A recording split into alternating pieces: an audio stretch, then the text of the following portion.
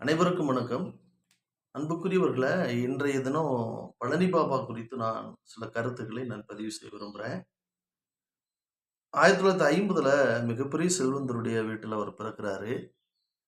அ திண்டுக்கல் மாவட்டம் ஆயக்குடி கிராமத்தில அவர் பிறக்கிற பொழுது, அ அவருடைய சிறு வயதிலேயே பெற்றோர்களை இழந்துர்றாரு. அப்போ அதன் பிறகு அவருடைய மாமா தான் பழனி பாபா அவர்கள வந்து வளர்த்து ஆளாக்குகிறார். இப்படி இருக்கிற பொழுது, அ அவர் நெறைய கல்வி கற்கிறாரு. ஆங்கில புலமை மிக்கவரு. ஆகச்சிறந்த பேச்சாளர். அவருடைய பேச்ச கேட்பதற்காகவே அ காத்திருந்து மக்கள் வரக்கூடிய சூழலெல்லாம் இருந்தது. அவர் நாளைக்கு ஒரு பொதுக்கூட்டம் ஒரு இடத்துல தேர்வு முடிவு பண்ணிட்டாங்கன்னு சொன்னா, இன்றைக்கு இரவே அந்த பகுதிகள்ல பொதுக்கூட்டம் நடத்தக்கூடிய பகுதிகள சுற்றியும் இந்த கடைகள் எல்லாம் அமைச்சிருவாங்க. அ தேனீரகம் இந்த மாரியான கடைகள், விஷயங்கள் அமைச்சு ஏன்னா, அவ்வளோ மக்கள் அங்க திரளுவாங்க.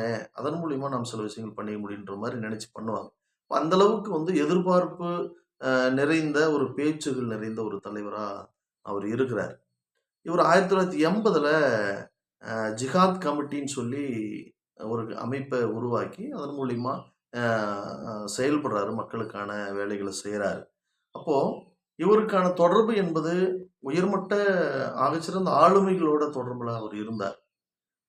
குறிப்பா சொல்லணும்னா ராஜீவ் காந்தியோட அ நல்ல நெருக்கமான நட்பு இருந்தது. அதேபோல தமிழகத்துல எம்ஜிஆர் போன்ற தலைவர்களோடையும் அவர் நல்ல தொடர்பு இருந்தது. மரியாதைக்குரிய ராஜீவ் காந்தியினுடைய அ காதல் திருமணத்திற்கு சோனியா காந்திக்கும், ராஜீவ் காந்திக்கான அந்த காதல் திருமணம், திருமணத்துல வந்து இவரு தான் சாட்சி கையொப்பமிடுறார். அ அதன் பிறகு அங்க இந்திரா காந்தியால வந்த பிறகு அதனுடைய வெறுப்புனால இவர் வெளியேற்றப்படுகிற சூழல் அமையுது. இங்க வந்து தமிழ்நாட்டுல இவர் வந்து இவருடைய திறமையான ஒரு செய்தி என்னன்னா, இவர் அன்றைக்கு பார்த்தீங்கன்னா, ஆர்டிஐ என்கிற அந்த முதல் த தகவல் அறியும் உரிமைச் சட்டம் என்கிற அந்த முறை இல்ல. அதனால இவர் அரசினுடைய அலுவலகங்களுக்கு சென்று, அந்த ஆவணங்கள திரட்டி, அத வந்து பொதுக்கூட்டங்கள்ல, பொது மேடைகள்ல பேசுவது, மக்கள் மத்தியில அதிகாரிகள் செய்யக்கூடிய தவறுகள சுட்டி காண்பிக்கிறது. இந்த மாரியான விஷயங்கள் எல்லாம் திறம்பட செய்தவர். அ இவரு ஒரு நீதிமன்றத்திற்கு இவர் வராருன்னு சொன்னா, அவர் பின்னாடி நூற்றுக்கணக்கான வழக்கறிஞர்கள் அணிவகுத்து வரக்கூடிய ஒரு தலைவராக அவர் இருக்கிறார். இவருடைய வழக்குகள்ல குறிப்பா பார்த்தோம்னா, இவர் மீது வந்து அ 238 வழக்குகள் வந்து பதியப்பட்டது. அதுல 136 முறை சிறைப்படுத்தப்பட்டிருக்காரு. 124 முறை சிறைப்படுத்தப்பட்டிருக்காரு. இவர் வந்து உண்மையாகவே இவர் மீது தொடுக்கப்படுகிற வழக்குக்கு வந்து பெரும்பான்மையா இவரா வந்து அ வாதிட்டு வெற்றி பெற்ற நிறைய வரலாற்று செய்திகள் உண்டு. குறிப்பா அதுல பார்த்தோம்னா, அ அம்மையார் இவரு நம்முடைய இந்திரா காந்தி அவர்கள் வந்து சுட்டு படுகொலை செய்யப்படும் பொழுது, இவர் ஒரு பொதுக்கூட்டத்துல பேசுறாரு, பழனி பாபா. இந்திரா காந்திய சுட்டது சரிதான் என்று வந்து ஒரு பதிவு செய்யும் பொழுது, அவர் மீது வழக்கு தொடுக்கப்படுது. அவர் மீது வழக்கு தொடுறாங்க. அப்போ தொடர்கிற பொழுது, அ புதுக்கோட்டை நீதிமன்றத்தில வழக்கு விசாரணைக்கு வருது. அந்த நீதிமன்றத்தில இவரு விசாரணைக்காக போயிருக்கிற பொழுது, நீதிபதி அவர்கிட்ட கேள்வி எழுப்புறாங்க. "நீ எப்படி வந்து இந்திரா காந்தி அவர்களை சுட்டது சரின்னு நீங்க சொல்ல முடியும்? எப்படி சொல்லலாம்?" அப்படின்னு வந்து நீதிபதி கேட்கிற பொழுது, அவர் சரியா சுட்டதுனால தான் வந்து அந்த அம்மா வந்து சுட்டு அந்த அம்மா இறந்துடுறாங்க. கொஞ்சம் தவறு இருந்துச்சுன்னா, அந்த அம்மா வந்து கண்டிப்பா பிழைச்சிருக்குங்கிற அந்த பார்வையில நான் சொன்னேன். நீங்க தவறா புரிஞ்சுகிட்டீங்கங்கிற மாரி அவர் பதிவு செய்றார். அப்போ சட்டத்தினுடைய நுணுக்கங்கள நன்கு உணர்ந்து, எப்படி வந்து அத கையாளணும், எப்படி எதிர்கொள்ளணுங்கிற ஒரு நுணுக்கமான பார்வை அவருக்கு உண்டு. இன்னொன்னு எம்ஜிஆர் வந்து ஆட்சியின் போது எம்ஜிஆர் வந்து நேரடியா பெயர் சொல்லி அழைப்பது, ராமச்சந்திரா அங்க வான்னு சொல்றது, அல்லது அவர வந்து பெயர் சொல்லி அழைத்ததுல இவரு தான் அழைப்பாரு அந்த மாரி. அப்போ ஒரு முறை மரியாதை குறைவா என்ன வந்து அழைக்கிறாருங்கிற மாதிரி வந்து எம்ஜிஆரால வந்து வழக்கு தொடுக்கப்படுது. அப்போ நீதிமன்றத்தில இவர் வாதிடுகிற பொழுது பழனி பாபா சொல்றாரு, "அவர் என்றும் 16ன்னு சொல்றாரே, எனக்கு 26 வயது ஆயிருச்சு. அதனால நான் வந்து அவர வந்து பெயர் சொல்றதுல எந்த விதமான தவறு இல்ல. என்ன விட சின்ன பையன் தானே!" அப்படிங்கிற மாதிரி பதிவு செஞ்சு அதில விடுதலை பெறார். அப்படி ஒரு திறம் பொருந்திய ஒருவரு.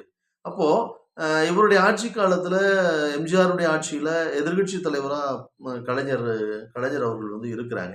அப்போ எம்ஜிஆர் உடைய ஆட்சியில நடக்கக்கூடிய சில ஊழல் சம்பந்தமான அல்லது அவர் சார்ந்த சில செய்திகள அரசுனுடைய ஆவண அலுவலகங்கள்ல போய் எடுத்து அது வந்து அ சட்டமன்றத்துல நீங்க பேசுங்கன்னு சொல்லி கலைஞர்கிட்ட குடுக்கறதுக்காக போகுறாங்க. அப்போ கலைஞருக்கும் பழனி பாபாவுக்கும் இருக்குங்கிற மாரி ஒரு செய்திகள் போகுது.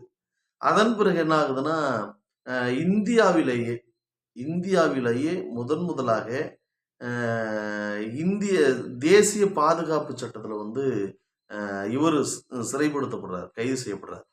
யாரு? நம்ம பழனி பாபா.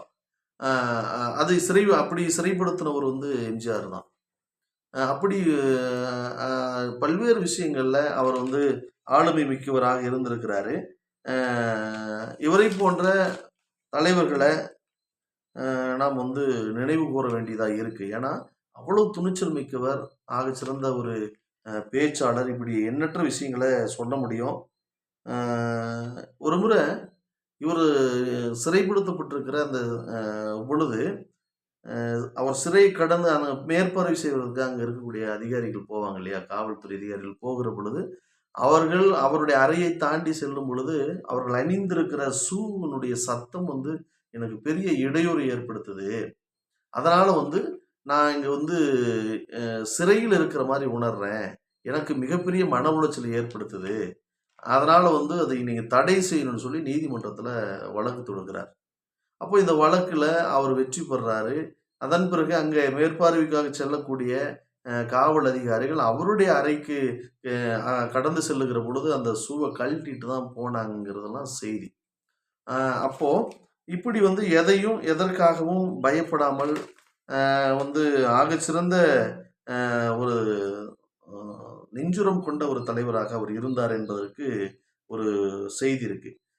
ஆனா இவர் வந்து எம்ஜிஆருக்கு எதிராகவோ அல்லது கலைஞருக்கு எதிராகவோ, திமுகவுக்கு எதிராகவோ, அதிமுக எதிராகவோ பேசுகிற பொழுதெல்லாம் படுகொலை செய்யப்படல. இவர் எந்த வடிவத்துல படுகொலை செய்யப்படுறாருன்னு சொன்னா, இவர் வந்து அ அ அனைத்து சாதியினரையும், இங்க இருக்கக்கூடிய சாதிகள ஒருங்கிணைக்கிறதுக்கான வேலைகள செஞ்சாரு. பள்ளர், பறையர், மற்ற எல்லா சமூகம், நாடார் சமூகம், வன்னியர் சமூக மக்கள் எல்லாரையும் ஒருங்கிணைக்கிறதுக்கான முயற்சி எடுக்கிறாரு. அப்போ இந்த மாதிரியான சூழல் எல்லாம் அந்த ஒருங்கிணைப்பு அந்த செய்யணும்னு நினைக்கிறதே வந்து சனாதனத்துக்கு எதிரானது தான். அப்போ அது ஒரு நியாயமான ஒரு செய்தி, ஒரு ஜனநாயக ரீதியான சமூக நீதிக்கான விஷயமா அவர் கையாள்றதுனால தான் அவர் படுகொலைக்குள்ளாக்கப்படுறாருங்கிற ஒரு செய்தி இருக்கு. அவர் 1997ல அவர் இறக்குறார். இன்னும் இது போன்ற எண்ணற்ற செய்திகள் அவர் செய்த பல்வேறு விதமான செய்திகளை நாம் சொல்ல முடியும். அடுத்த தொடர்ல நிச்சயமா அவர் குறித்த இன்னும் நிறைய தகவல்களோடு உங்களை நான் சந்திக்கிறேன். இந்த சேனலை நீங்கள் சப்ஸ்கிரைப் செய்யுங்கள். பயனுள்ள பல அரசியல் தலைவருடைய வரலாற்று செய்திகள், ஒடுக்கப்பட்ட, பிற்படுத்தப்பட்ட அனைத்து மக்களின் பெண்களினுடைய உரிமைகள், இது போன்ற பல்வேறு செய்திகளை அரசியல்வாதிகள், அரசியல் ஆளுமைகள் குறித்த பல்வேறு செய்திகளை, மக்கள் உரிமைக்கான பிரச்சனைகள் தொடர்பான செய்திகளை எல்லாம் நான் பதிவிட இந்த சேனலிலே பயன்படுத்துகிறோம். அன்புக்குரியவர்களே, இந்த சேனலை நீங்கள் சப்ஸ்கிரைப் செய்யுங்கள். உங்களுடைய கருத்துக்களை பதிவு செய்யுங்கள் என்று நான் அன்போடு கேட்டுக்கொள்கிறேன். அடுத்த நிகழ்வில் உங்களை நான் சந்திக்கிறேன். நன்றி, வணக்கம்.